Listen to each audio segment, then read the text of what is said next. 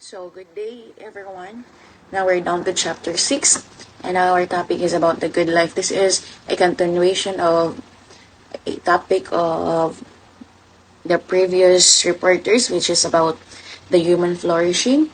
And here in our chapter, which is the chapter 6, it is entitled The Good Life. It is means by Aristotle and Nicomachean ethics. And at the end of this topic, we will learn how this good life being described and being connected and applied into the modern world. And I am the first reporter. My name is Nicomachean, and for the next report, for the continuation of this report, will be handled by Heidi Pipito. And this report is just a short presentation, but somehow at the end of this topic, it will make you reflect on how uh, our daily lives, and our daily choices had affect our so-called good life. Okay, and for my report, here I start. The good life. My question is, are we living a good life? Somehow we can say yes, and somehow we can say otherwise or no. But when you define a good life, I ask you, are we living a good life? Then if your answer is yes, then what then is good life for you? So unsa man di ang good life, ma'am or sir? So, and what standard could be used to define the good life? Everyone is in pursuit of good life. We do certain things because we do want to achieve a life that will make us happy and content. So everyone is in pursuit of good life. This is a fact that of us is pursuing a good life of a thing that is called good life, because for us good life is a goal. For a student like us, we tend to work hard, we tend to study hard and giving our best for us to attain that goal, which is sooner or soon enough we will be living in a life that we have defined in our mind. So people's definition of good life may vary and differ in the particulars, because good life can be varied due to how people think, define what is good life, because somehow good life for anybody is a life that is living in a life of satisfaction, which is some other people are also thinking that good life is pursuing spiritual fulfillment. But and somehow good life is may vary, because that is how people reflect on something that what we are been longing for. And if that something that they've been longing for is being achieved by them, then that is how they concluded that they have lived a life in such a good life.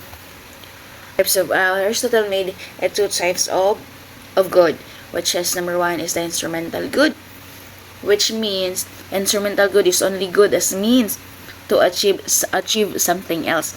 So from the world instrumental, gigamit or naging gamit siya para to achieve something else in the terms of good. Here, if you work hard to achieve money, then money will make you buy some foods that makes your body satisfied. Then it's a good feeling.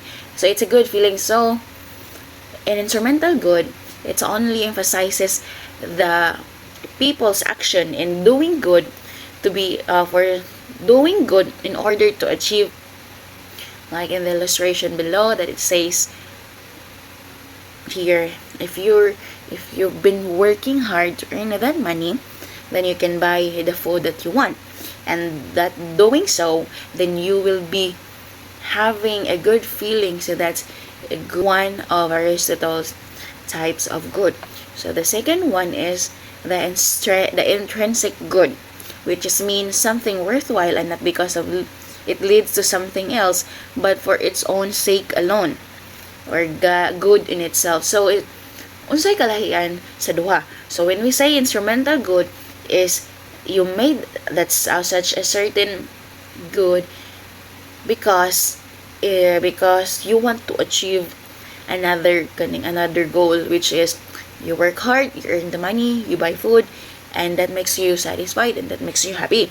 But here in intrinsic good, gibuhat nimo siya because it's worthwhile and it's for your own sake. For your own sake, bitaw nga. Like like like in the picture, you're saying no to cigarette, which is good. You're saying no to cigarette, and this decision will make it worthwhile because it's for your own good. So good in itself na jud si mo kagalingon nga modili ka naa sa imong bitaw, modili ka ana nga you have to say no for cigarettes because in a long run it is also beneficial for yourself and for your health. It is the goodness within yourself. Well, there are no factors to be considered nga. I would work hard for me to earn that money to buy some food. But in intrinsic good, it is a goodness within yourself. You're doing or you're acting a good you're doing a good decision because it is for your own sake. It's in within yourself to decide and to decide because that decision is worthwhile, and it's not aiming for something materials, like if we're aiming for money for aiming for another means for you to be satisfied, but this is within yourself without being factors being considered, but within yourself doing good, making a decision that is good, and at the end of the day, this decision will bring yourself a good outcome for because this intrinsic good is somehow good for your own sake. Okay? And then Aristotle made it clear that ultimate good or intrinsic good is better than instrumental good, for the latter is good as means to achieving something else or some other end, while the former is good in itself. So what then is the ultimate good? So one might think that pleasure is the ultimate good. Maybe one of us saying that when you live a good life, there are a lot of pleasures to be experienced with. But to contradict that thought, pleasure is not considered as one of the ultimate good. Why? Because it's transitory, or it means it only passes. There's no such thing as permanent. The only thing that is constant is change. When you feel pleasure today, then who knows, tomorrow will bring you also dismay. Do you understand? Pleasure is not permanent. It's just temporary because we don't know what tomorrow brings them, and pleasure only passes. And also, one others might think that wealth is potential candidate for the ultimate good, but critic of wealth would prove otherwise, because when we say money can't buy happiness, someone says no, it can buy happiness. Yes, it does can buy happiness, but a happiness that only lasts for a minute, not for a long time. So the critic of wealth would prove otherwise. Wealth is just an intermediate good. When we say intermediate good, only maayo lang siya sa una pa lang, because wealth somehow made the factors that it changes people's virtue. It changes how people behave, and it changes how people define a happiness. But when I said earlier that happiness, when money can't buy happiness, but someone says it does because it can buy things that you want. It can buy things that make you happy, but that happiness is just for temporary. So there are a lot of wealthy people having some large sum of money, but living a life that is horrible, living a horrible life because the feelings, they feel unhappy. They all have the money, they all have the power, but still living a life that is horrible inside their heart. You mean that you have all the power, but deep inside you're not happy enough, because when the Bible said money is the root of the love of money is the root of evil. Somehow it corrupts people's personality, and somehow it corrupts people's virtue and how he foresee life because of money.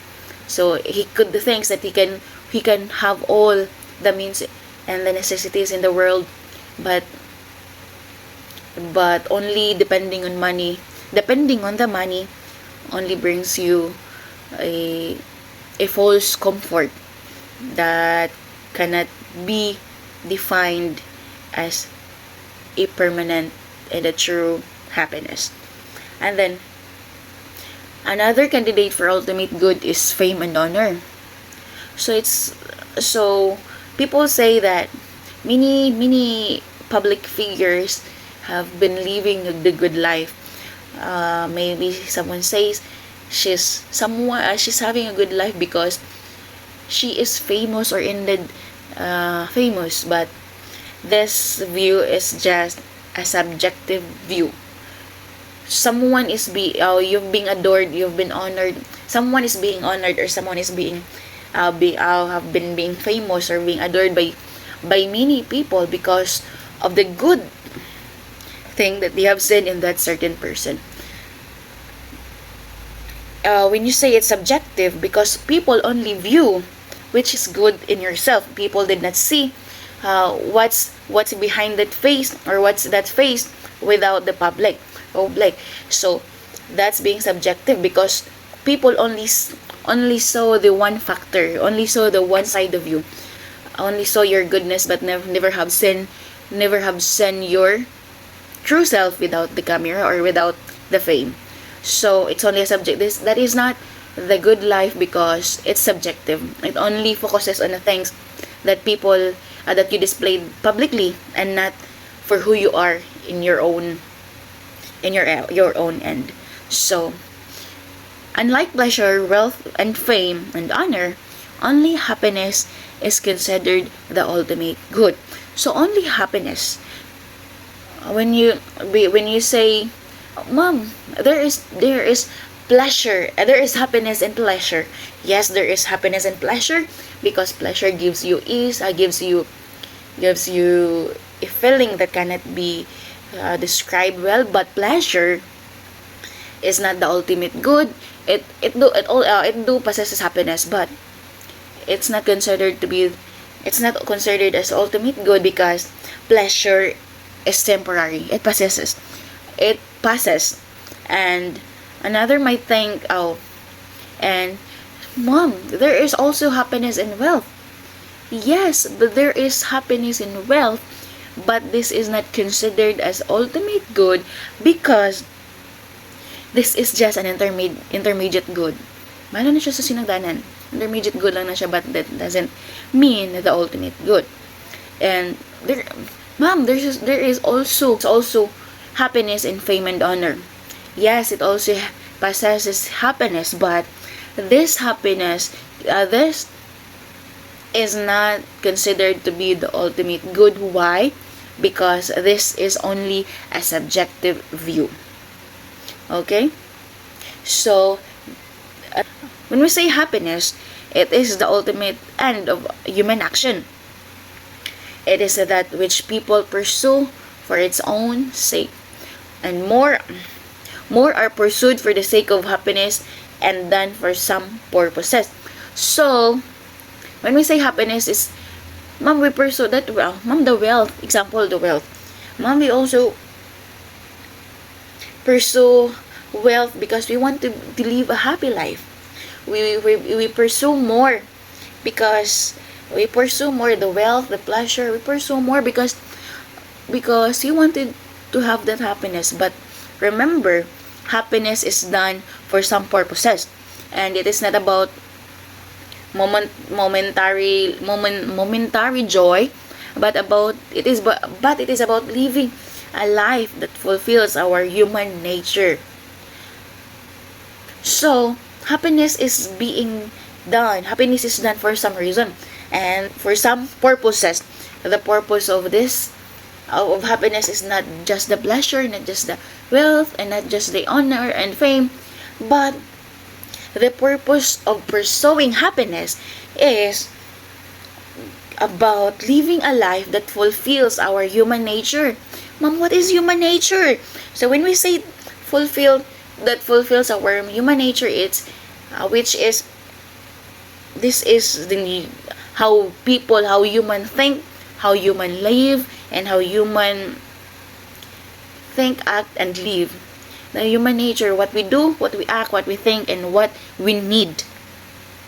Do you understand? So happiness is the ultimate end of human action. So when we say happiness, you're pursuing things because happy. You're pursuing things, and when you pursue the things in with the purpose, then that will you can have the happiness. Because happiness is the ultimate end.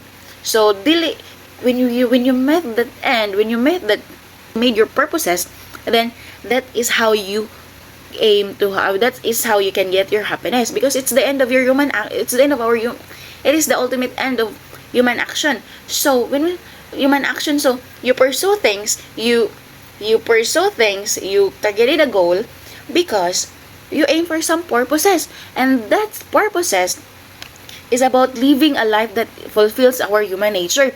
So when you aim a life that is when you aim a life that that can be able to sustain or to fulfill your human nature, then here you get it, the happiness. Because happiness is the ultimate end of human action. So now such a thing as happiness above all else is held to be. For this we choose always for itself and never for the sake of something else. But honor, pleasure, reason, and every virtue we have choose indeed for themselves. But we choose them also for the sake of happiness. Judging by the means of them, we shall be happy. Happiness, on the other hand, no one chooses for anything other than itself. So, mo ni ang giingon ako ganina. Like we have discussed earlier, the pleasure, the fame, the wealth, it is somehow like emphasizing the instrumental good. We tend to do this such thing because we just wanted for something else. We just wanted to aim more than something else, and then that's not the ultimate good to be considered. But on the other hand, happiness is one no one chooses for anything other than itself. So for the happiness is you tend not to choose something else but yourself, but the happiness within yourself. Because when pleasures speak, it's only temporary. It's not going to give you the happiness that lasts within yourself. You may feel happiness, but it doesn't last, and then at the end of the day, you feel yourself dismay. And for the wealth, it's just an intermediate good. It only buys anything that you want, but the love or the love of wealth is the root of evil. So that's the thing to be considered, that that is not the goodness that you wanted for yourself, and so on. So what is Nicomachean ethics? It is a book written by an ancient Greek philosopher, Aristotle, which is this book stand as a foundation of philosophical, and that explores the nature of human virtue, morality, and the path to achieve happiness or eudaimonia. It's considered one of the most influential texts in Western philosophy, shaping ethical thought for centuries. So when we say ethics, it is a set of moral principles that guide human actions or human behavior, that helps every individual to determine what is wrong and what is right. So after you determine what is wrong and what is right, it means pursuing what is right and avoiding what is wrong. So that is ethics. And then mo ni siya ang Nicomachean. So Nicomachean is a book written by Aristotle, which is it is written there, the human it is exploring human nature, and the virtue, or many more. So this is how Nicomachean ethics looks like. Here, show you here. This is how human. So this is how Nicomachean ethics looks like. This book compromises into 10 books covering topics such as, in book 1 is the introduction of ethics and concept of eudaimonia, and book 2 is 2 to 3 is the discussion of moral virtues and character development, whereas book 6 is the exploration of intellectual virtues like practical wisdom or phronesis, and book 8 to 9 is the analysis of friendships or philia and its significance. So, in Nicomachean Ethics, Aristotle said, all human activities aim at some good. Every art and human inquiry, and similarly even actions and pursuit, is thought to aim at some good. And for this reason, the good has been rightly declared as that at which all things aim. It simply says that behind every human action is a purpose or a goal, and that ultimate goal is the good life. As just what I have said earlier, all of us is pursuing the good life, because behind these actions, behind these activities, we all have that very one purpose or goal is to have the happiness, for us to also achieve that what we call the good life. And everyone is moving toward the good expressed and manifested in many various ways for different persons and circumstances. The good life, however, is more than this countless expression of what is good. It is characterized by happiness that springs from living and doing well. Everyone is moving towards the good. Simply to understand it, that all humans' choices and actions aim at something we think is good for us. And the good is expressed and manifested in many ways, in many various ways for different person and circumstances, because the good can look different depending on the persons or the situation. For some, the good might mean wealth, success, knowledge, and friendship or health. But here, the good life, however, is more than this countless expression of what is good. It is characterized by happiness that springs from living and doing well. So here, that the good life is deeper than just chasing those things, chasing wealth, chasing pleasure, or more.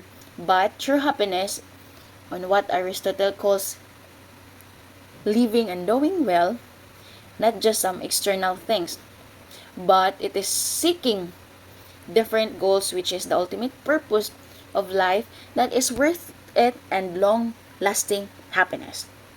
A kind of happiness that is flourishing, and the life that is significantly living and doing well. So living well and doing well is also called the eudaimonia. Eudaimonia is a word came from the Greek word eo, meaning good, and daimon, meaning spirit. Taken together, it's generally refers to the good life, which is marked by happiness and excellence. It is flourishing life filled with meaningful endeavors that empower the human person to be the best version of himself and herself. Eudaimonia is not a feeling but a state of being, living in accordance with reason and fulfilling your human potential. So eudaimonia, in short, eudaimonia is the highest human goal, which is living well, doing well, and achieving true happiness through virtue and excellence. What do you mean by daimonia is not a feeling but a state of being, living in accordance with the reason and fulfilling your human potential?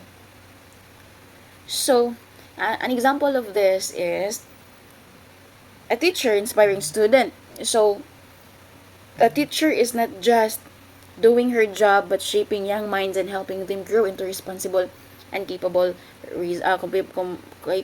people. So it's not just a feeling but a state of being, living in accordance with reason.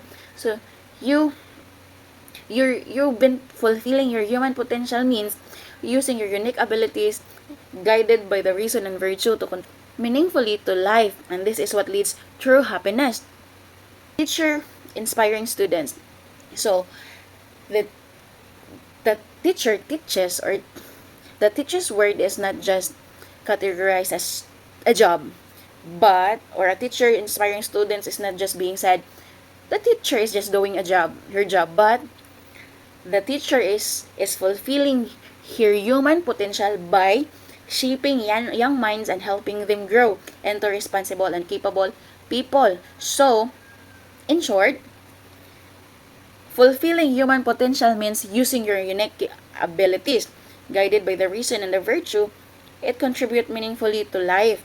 And this is what leads true happiness. So eudaimonia is living well and doing well. So the teacher is flourishing her life, is the teacher is flourishing her life and living and fulfilling her human potential through making her job not just only a job, but also taking her job into her heart, and with accordance of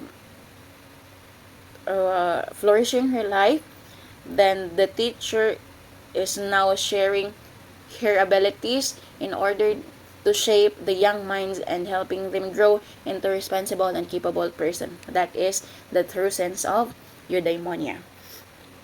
Both the many and the cultivated call it happiness, and suppose that living well and doing well are the same as being happy. So when you're living well and you're doing well, then you're also a happy being.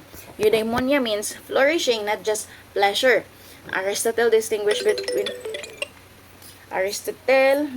between temporary pleasure and eudaimonia. So as I've said earlier, eudaimonia is flourishing. It is eudaimonia means flourishing, not just pleasure. When we say flourishing, it means living a full and meaningful life where you grow, thrive, and reach your best potential. So just like what I've said earlier, just like the teacher. The teacher flourishes her life by living not just in a view of her profession, but also in shaping her students' future. And that is flourishing, doing well and living well. When we say eudaimonia is a flourishing and not just pleasure, because we've tackled earlier that pleasure is just temporary. True happiness involves cultivating moral and intellectual excellence, building meaningful relationships, and having some necessary external goods like health and friends to support. In eudaimonia, happiness is unique to humans, for it is uniquely human function. It is achieved only through rationally and directed life.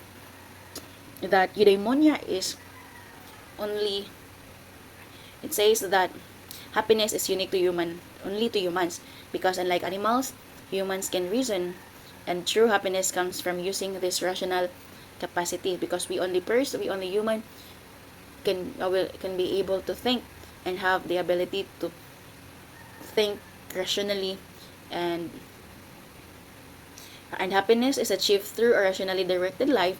It is not about chasing pleasure or wealth, but about living wisely and making choices guided by the reason. Reason is eudaimonia is achieved through a rational and directed life. It's not about chasing pleasure or wealth, but about living wisely and making choices guided by the reason. So reason is ability or the capacity to think logically or make connections and justify decisions. So that's, we say that achieved only through a rational or irrational thinking or irrational directed life. Eudaimonia is what defines the good life. To live a good life is to live a happy life. For Aristotle, eudaimonia is only possible by living a life of virtue. So, eudaimonia defines the good life. So, eudaimonia defines the good life. It is to live a good life and to live a happy and flourishing life. So, when Aristotle said that eudaimonia is only possible by living a life of virtue, so what then is life? What then is the meaning of living a life of virtue? So before we answer, what then is the meaning of life What then is the meaning of living a life of virtue? Someone have said that virtue is essential because for Aristotle, eudaimonia is only possible if a person practices virtue. So what then? What does it mean living a life of virtue? So before we answer that, let's us know first what is virtue. Virtue plays significant role. Aristotle wanted uh, to portray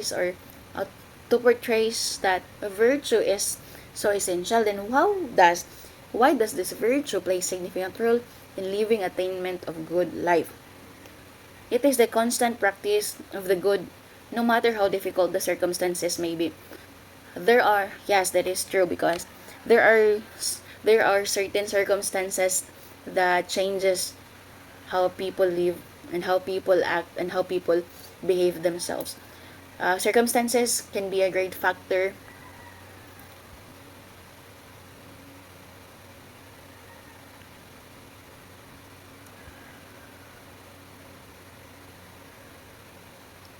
Yes, this is true that virtue, it is constant practice. When we say virtue, it is the constant practice of the good no matter how difficult the circumstances may be. So this is true because because life, there are certain circumstances that changes people. It changes how people act, how people behave, and how people preserve their perceptions or their perspective. Uh, it is due to certain circumstances. So virtue is being developed when someone is in deep situation, because no matter how life throws at you, you remain virtuous when you practice yourself disciplined enough to practice yourself to to still pursue good instead of drowning into situation that the circumstances brought you in. So the second here is it is the excellence of the character that empowers one to do and be good. So virtue is the excellence.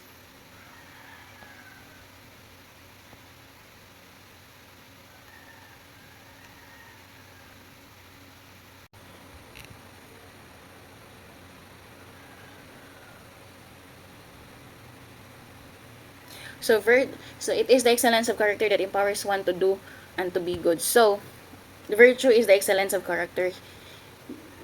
Second is virtue is the excellence of character that it gives a person the strength to do good and to be good. So with here is essential because it is the excellence of character of one individual.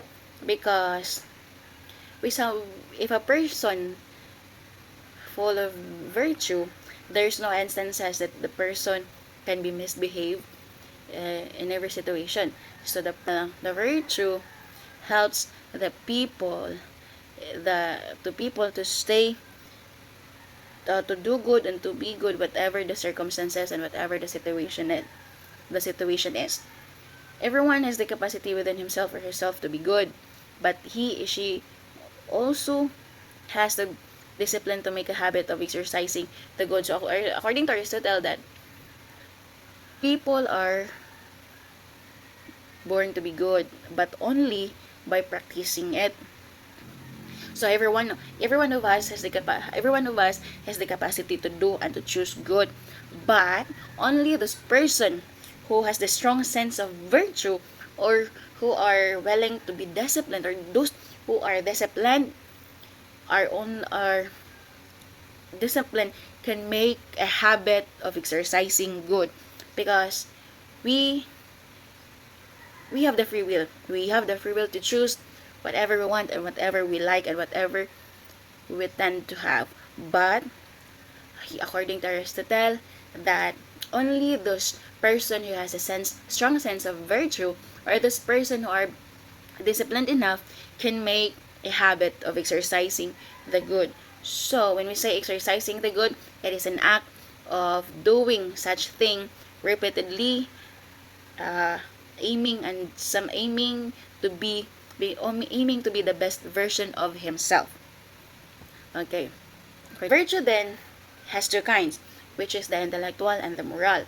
Intellectual virtue and the main owes its birth and growth to teaching, for which reason it requires experience and time, while the moral virtue comes about as a result of habit.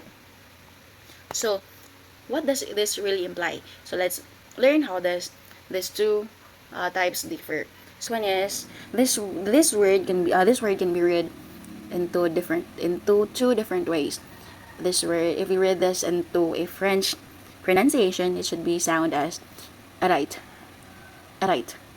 When we read it in English pronunciation, it sounds like aret, aret.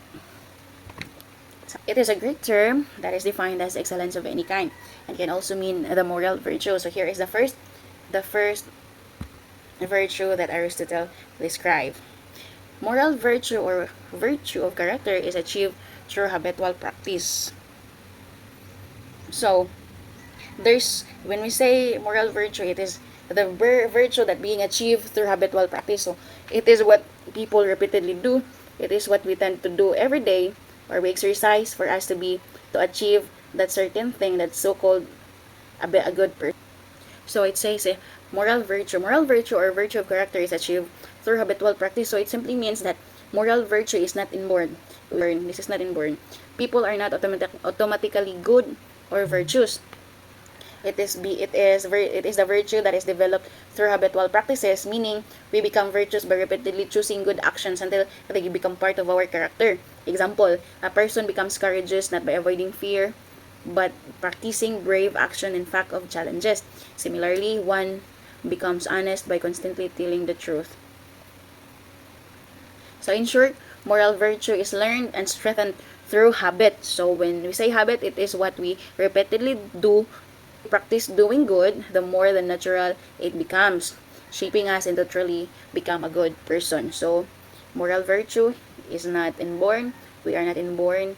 This virtue is not with us, but it soon becomes us if good action is if we continue to practice and making a good actions a habit. And here are the key moral of virtues. Number one here is courage.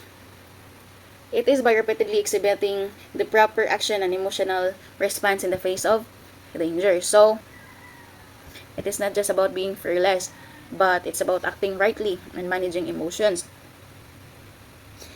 So when we how does how does courage been concluded as a moral virtue? Because it is somehow built through habit by repeatedly choosing brave actions instead of giving into fear. An example of this is a firefighter who runs into a burning building just to save lives. That is one to be considered as courage. Or somehow in a psychological aspect, when you're at your lowest point, when you choose to decide to suicide, but you choose to face it, you choose to overcome your problems, and that is how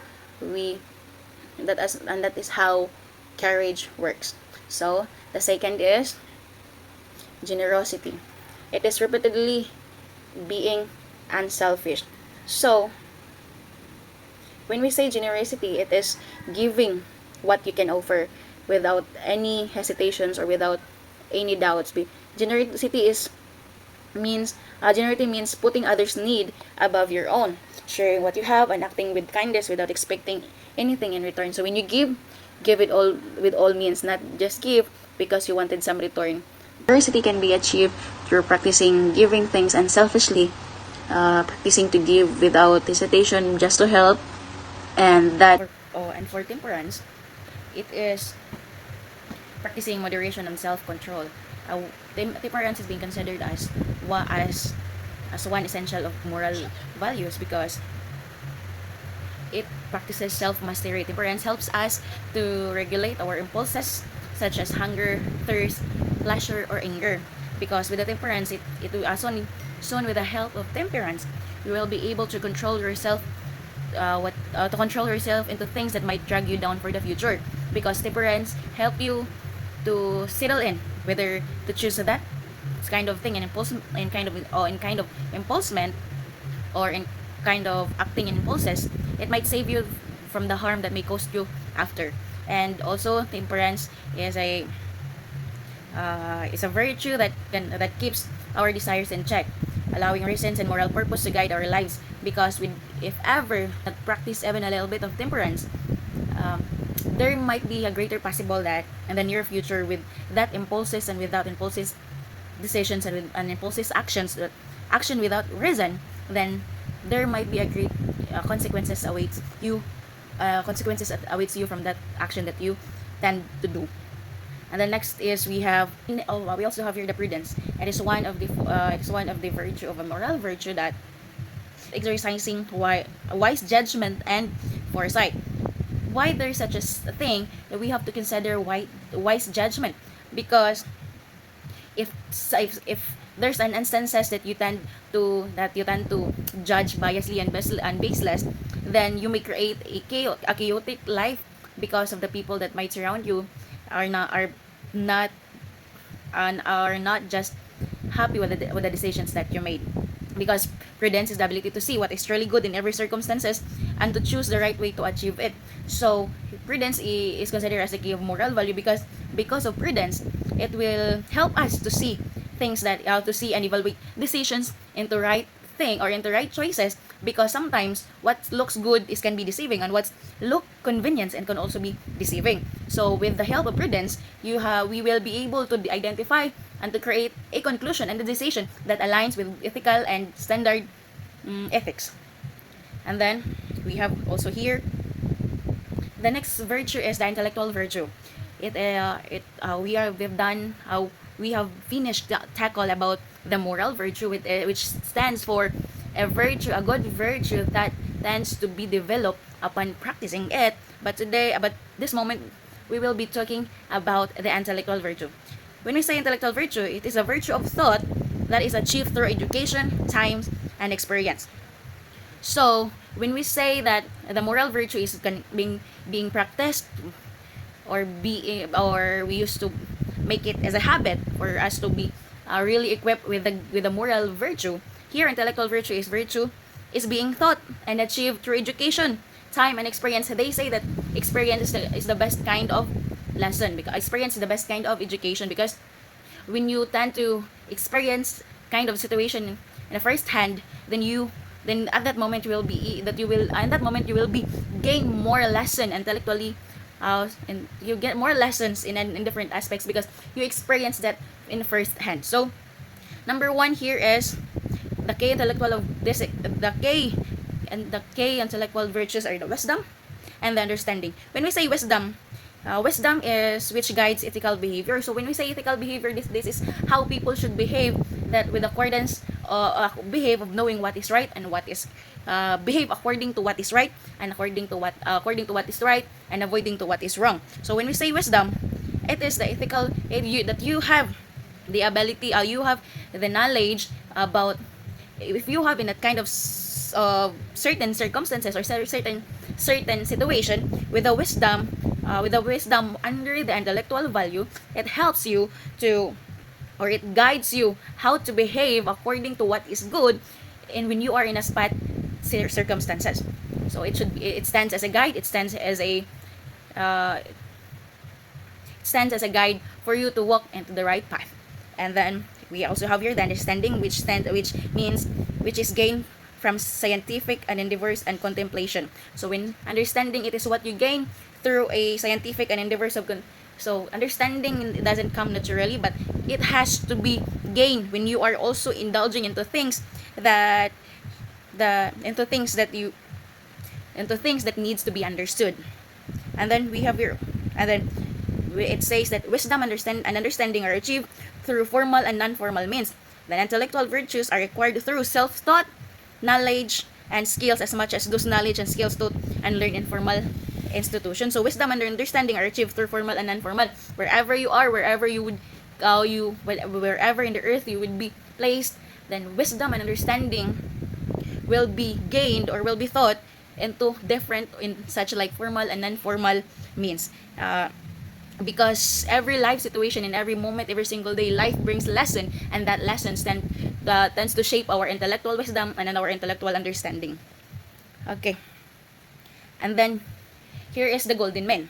When we say the golden mean, it is Aristotle's idea that virtue lies between two extremes, because when there is too much exist of virtue, just like courage, when there is too much courage, then that's not courage at all. It's something boastful. And when we say deficiency, it is the lack or the little of something, like just the little of courage. It means cowardice.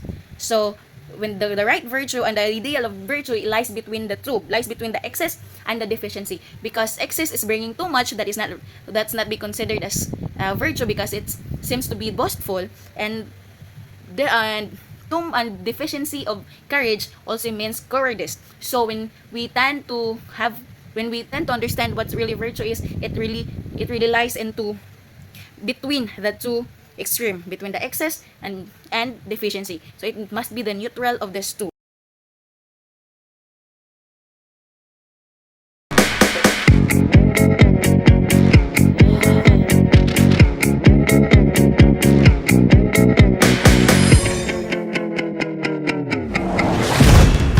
Sugar is now found in 80% of the foods we eat, but with the constant confusion over its effects on our health, and with this little person on the way, I feel like I need some definitive answers. The point is to test out a very high sugar diet. How are you gonna do that?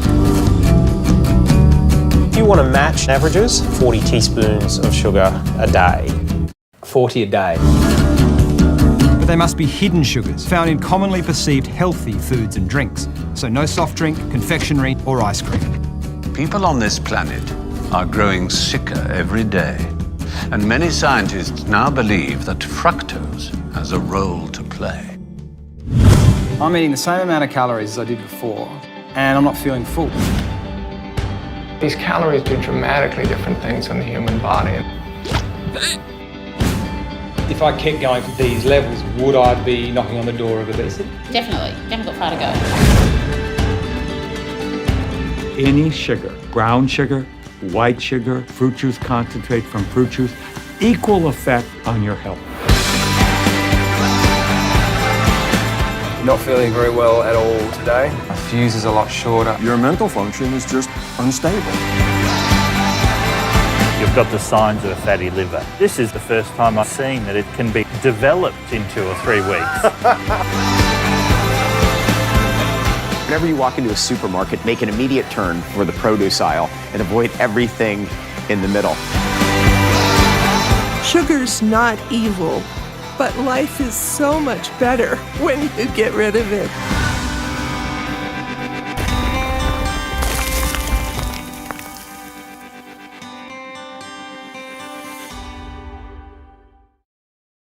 Okay, after watching the video, so this video shows that eudaimonia and virtue can be used to assess one's relationship and the links with science and technology.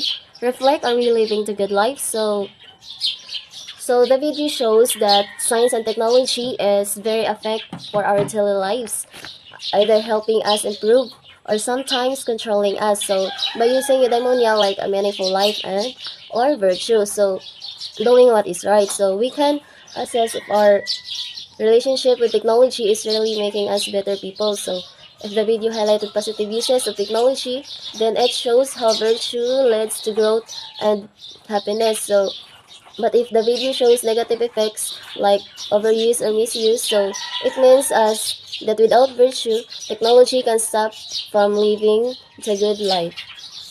So next is it is the activities that express that control happiness and the contrary happiness that control its contrary. So Aristotle is saying that our happiness depends on kinds of actions we do. So if we practice virtues like kindness, honesty, courage, and fairness, these actions leads us to true happiness. So on the other hand, if we do bad or immoral actions like lying, being selfish, or hurting others, so this led us to unhappiness or misery. So happiness is not just about what we feel, but about the kind of life we live through our choices and actions. So next is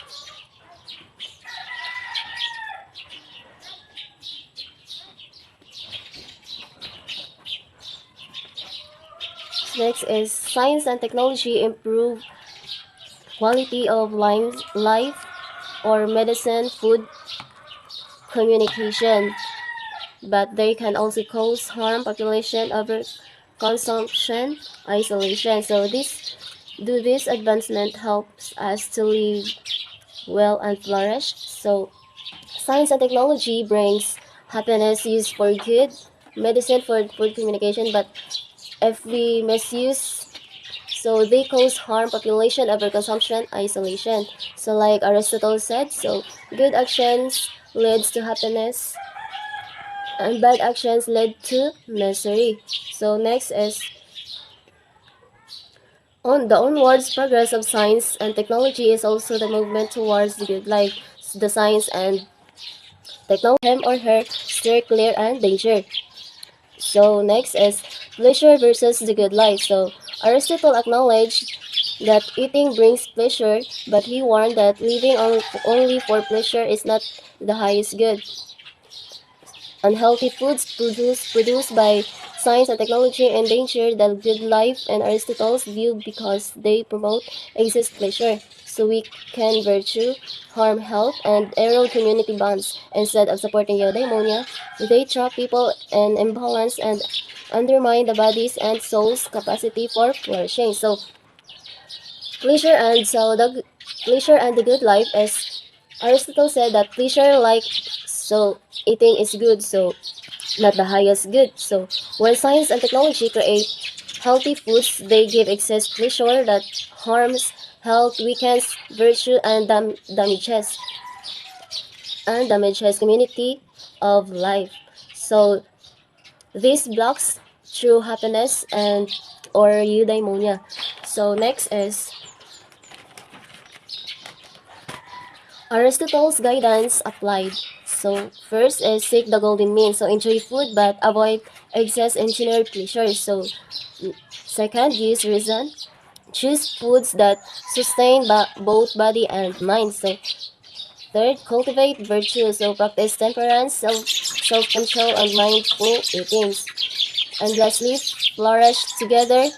Prefer meals that nourish relationships and not just cravings. So, next is if one learns that eating too much fatty foods is bad for the health, he or she has to make it a habit to stay away from this type of good because health contributes to living well and doing well. If one believes that too much use of social media is detrimental to human relationships and productivity, he or she must regulate his or her use of social media and deliberately spend more time with friends and family and work that and virtual platform.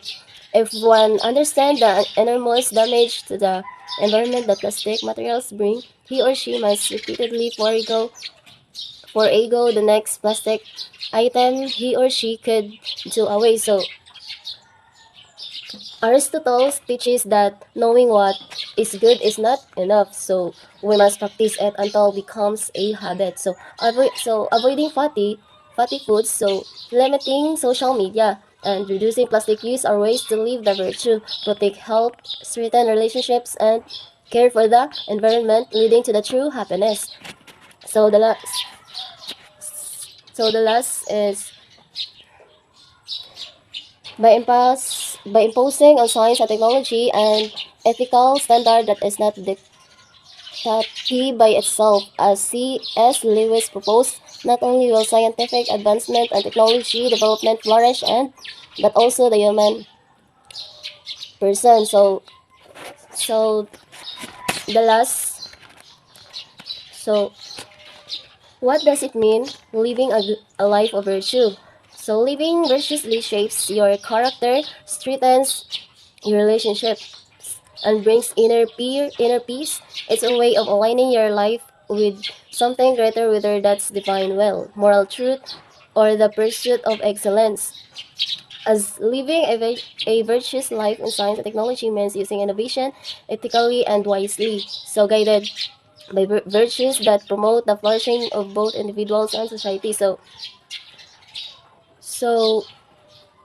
living virtuously builds good character, harmony, and true happiness. So in science and technology, this means using innovation ethically to benefit both people and society. So that's all for our report. Thank you. Summary. In a modern world, science becomes the full functions of humanities, whereas there are a lot of inventions and innovations and science running through the world. So when people might send their pleasures with accordance with the line of the technology, which is adding the human flourishing because of the comfort it gives to human people. But somehow technology can corrupt the virtue that we have, because according to the video, when the man decided to quit sugar 3 years ago, then his body was conditioned well. But after 3 years, he accepted the challenge, which is to eat sugar within 60 days. And now it brings different changes into how he act, it brings so much difference from what he appears to be from the previous appearance of himself. Just like changing from the body from into a fat and lousy one, changing a perfect body into fat and lousy one. So when Aristotle said that the ultimate good or the eudaimonia is not found in pleasure, then the sugar that you eat today only brings temporary pleasure. That is not the ultimate good, but that is just the temporary good it only possesses, because sugar can kill and sugar can destroy your health. But with the line of virtue, somehow virtue can guide us how we think and how should we take sugar moderately, because when we eat too much sugar, then it may cause diabetic into our lives, hypertensions, and so many more. But when Catriona said that everything is good but in moderation, because somehow our body needs sugar, because a sugar with low body with low sugar pressure is also weak. So somehow we need that sugar, but we only need the neutral amount of sugar, not the excess and not the deficiency. So with the help of virtue, and to connect into modern life, into modern concept of today, virtue helps us to make ourselves to make a good decision before we indulging into pleasure that technology offers, a pleasure from the mouth, which is to taste anything good, to taste anything in sweetness. But the virtue, Aristotle said, living a good life is living a virtuous life. So when you choose to be healthy, when you choose to be disciplined enough with the help of virtue, then you are doing well and you are living well. So that's eudaimonia. So be moderate enough to take, and be disciplined enough to neglect the pleasure the world has offered, especially the sweetness of the world that brought by today's technology. Thank you.